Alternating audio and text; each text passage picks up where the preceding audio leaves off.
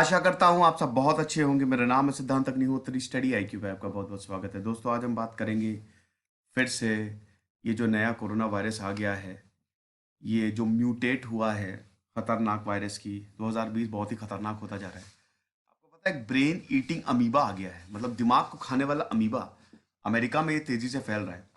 क्या दिखा देगा ये 2020? इस दशक का अंत तो बड़ा ही खतरनाक हो रहा है। 2021 आने वाला है, अब देखेंगे ये साल कैसा रहता है। ये डिजीज में गया, बीमारी में गया, और मुझे लगता है ये साल वैक्सीनेशन में चला जाएगा। तो कितनी जल्दी ये फैलेगा और क्या ये वैक्सीनेशन को इम्पैक्ट करेगा, सारे सवालों के जवाब हम देंगे। यूपीएससी के स्मार्ट कोर्सेज आते हैं और अब हमने टेस्ट सीरीज लॉन्च कर दी है, तो आप इसको जरूर अवेल करें, आपको बहुत फायदा होगा। 8 से 10 बजे तक मैं सारी क्वेरीज आंसर करती हूँ। वेरिएंट बढ़ रहा है, ग्रो कर रहा है, बहुत तेजी से ग्रो कर रहा है। आपको पता ही है कि 12 से ज्यादा कंट्रीज ने, देशों ने फ्लाइट सस्पेंड कर दी है, ट्रैवल रिस्ट्रिक्शंस ऑलरेडी लगा दिए हैं। भारत ने भी 31 दिसंबर रात 12 बजे तक, 22 दिसंबर से लेकर 31 दिसंबर तक फ्लाइट्स बंद कर दी हैं। क्यों नहीं करेंगे ना, तो दुनिया में फैल जाएगा। सबसे खतरनाक बात यह है कि शायद हो सकता है कि डेनमार्क और ऑस्ट्रेलिया से आया हो, और हो सकता है ये इंटरनेशनली भी स्प्रेड हो गया हो, क्योंकि ये नया स्ट्रेन सितंबर से एक्टिव है। ये तो कहिए इन्फेक्शन ज्यादा आने लगे साउथ ईस्ट इंग्लैंड में, एसेक्स और लंदन में, तब जाके यूके सरकार जागी, और जब उन्होंने एनालाइज किया तब देखा अरे बाप रे, ये तो नया स्ट्रेन आ गया है। ठीक है, तो सबसे पहली बात तो ये है कि ये जो कंसर्न्स हैं, what are these concerns leading to travel restriction. सबसे पहले तो ये देख लेते हैं। देखिए, जो नया वेरिएंट है VUI, वेरिएंट अंडर इन्वेस्टिगेशन, अभी डेटा बहुत बहुत कम है। 1100 के करीब केसेस आए हैं दोस्तों, ये बहुत कम केसेस होते हैं। तो अभी तो जितने भी एक्सपर्ट हैं वो तो बोल रहे हैं भैया हमको कुछ नहीं पता। इतने सवाल ना दागो एक के बाद एक, पहले हम देख लें, उसके बाद हम आपको बता देंगे।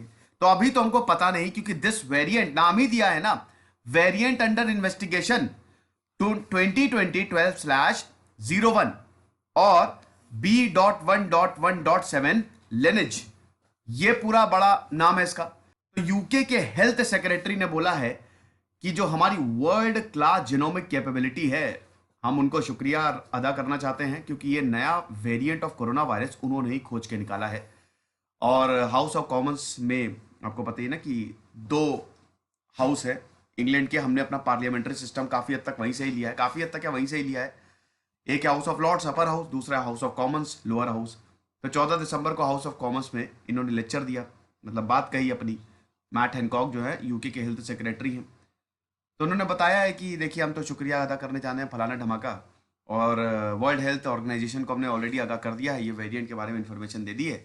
फिर पब्लिक हेल्थ इंग्लैंड PHE, इन्होंने ये बताया है, इन्होंने ये अनाउंस किया है, जो वहाँ की हेल्थ अथॉरिटी है, कि 1108 केसेस जो हैं 13 दिसंबर तक आइडेंटिफाई किए जा चुके हैं। इसीलिए तो इंग्लैंड टियर 4 रिस्ट्रिक्शन में चला गया है, मतलब अब वहां पे प्रैक्टिकली सब बंद है। और यूके में लॉकडाउन तो हो ही गया ना, संडे से लॉकडाउन है।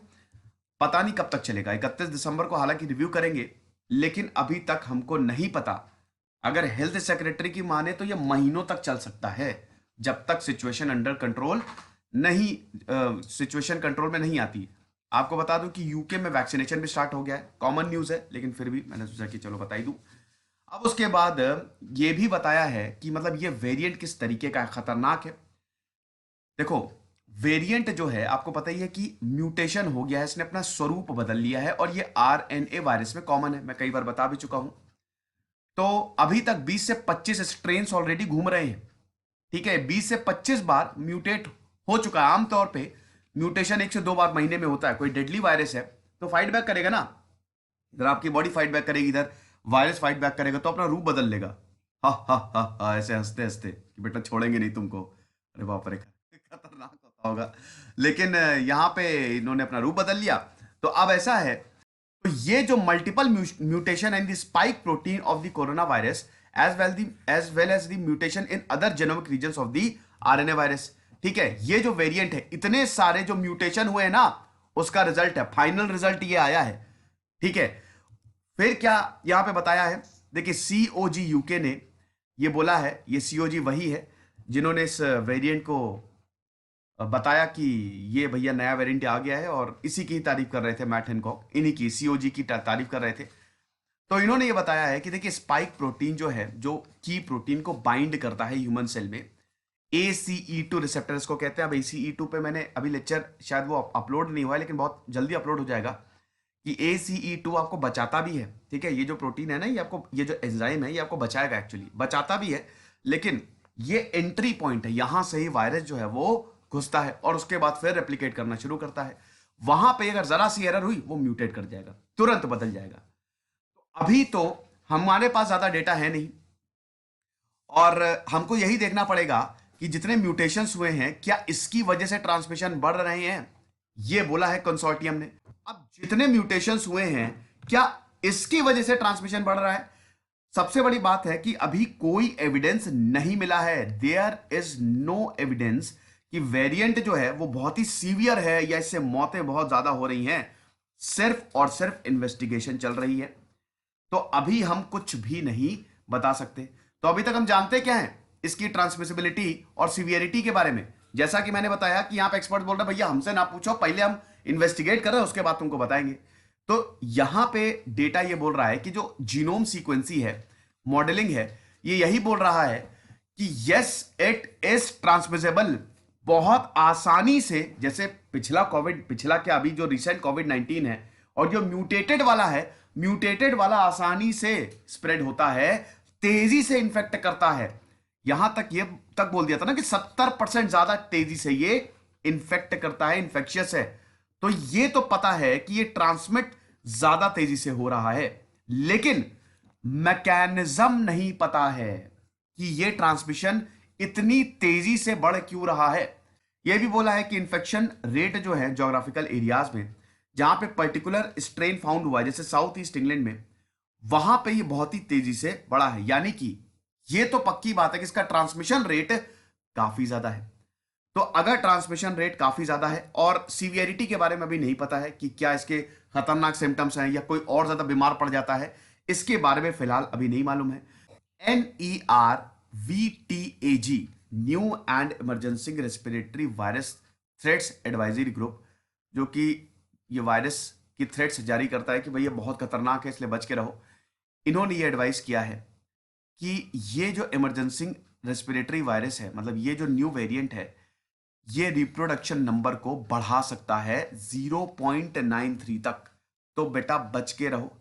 मॉडरेट कॉन्फिडेंस है कि जो न्यू वेरिएंट है ये substantial increase in transmissibility compare to other variants, मतलब यस ट्रांसमिशन हो सकता है, तेजी से हो सकता है, ये इस ग्रुप ने बताया है। उसके बाद एक्सपर्ट बॉडी ये भी कंक्लूड किया है उन्होंने कि अभी हमारे पास इनसफिशिएंट डेटा है, तो अभी हम कोई भी कंक्लूजन ड्रॉ नहीं कर सकते। 1000 में से सिर्फ और सिर्फ 4 मौतें हुई हैं। तो मोर्टेलिटी के बारे में तो फिलहाल तो यही है कि बहुत कम मौतें हो रही हैं, लेकिन जैसा कि मैंने बताया और ये लोग बता रहे हैं, मैं क्या बता रहा हूं, यही लोग बता रहे हैं, इन्हीं का ही मैं आपको बता रहा हूं कि अभी हमको और डेटा चाहिए। अब क्या वायरस पहले म्यूटेट नहीं हुआ है? बिल्कुल म्यूटेट हुआ है। जब भी वायरस रेप्लिकेट होता है या ह्यूमन पॉपुलेशन में सर्कुलेट होता है तो म्यूटेशन नेचुरल है, इसमें कोई डरने की बात नहीं है। वायरस म्यूटेट होते रहते हैं, आरएनए वायरस ज्यादा होते हैं, तो 1 to 2 म्यूटेशन पर मंथ। लेकिन दोस्तों SARS-CoV-2 4000 म्यूटेशन कर चुका है, स्पाइक प्रोटीन 4000 बार म्यूटेट हो चुका है। तो D614G जो है ये इसका अर्लियर डोमिनेंट स्ट्रेन था, क्योंकि ये बहुत तेजी से फैल रहा था। एक और स्ट्रेन जो स्प्रेड हुआ वो है 20A EU1, spread rapidly across European summer, यानी कि ये इतनी बार म्यूटेट करके इसके स्ट्रेन ऑलरेडी घूम रहे हैं, लेकिन ये जो नया वाला है ये सबसे खतरनाक है। अब उसके बाद संडे को जो थ्रेट असेसमेंट ब्रीफ है European centre for disease prevention and control, उन्होंने ये बोला है कि देखो यार, इसका जो न्यूक्लियोटाइड सब्स्टिट्यूशन, आपको पता ही है ना, आरएनए डीएनए, बेसिकली न्यूक्लियोटाइड का ही फर्क होता है, वहां पे पोजीशन का फर्क होता है, ठीक है, केमिकल स्ट्रक्चर में पोजीशन का फर्क होता है। तो अभी तक 3 sequences from Denmark and 1 from Australia samples collect किए हमने नवंबर 2020 में। एक इंडिकेट कर रहा है क्लस्टर, अगर आप इसको यूके वेरिएंट से आप कंपेयर करते हैं तो ये इंडिकेट कर रहा है कि इंटरनेशनल स्प्रेड ऑलरेडी हो चुका है। अब ये बड़ी खतरनाक बात है, अगर यहां पे एडवाइजरी ग्रुप बोल रहा है कि इंटरनेशनली फैल चुका है, कितना फैला है हमको नहीं पता। ऑलरेडी इसके स्ट्रेन पाए जा चुके हैं। क्या ये वैक्सीन डेवलपमेंट को इम्पैक्ट करेगा?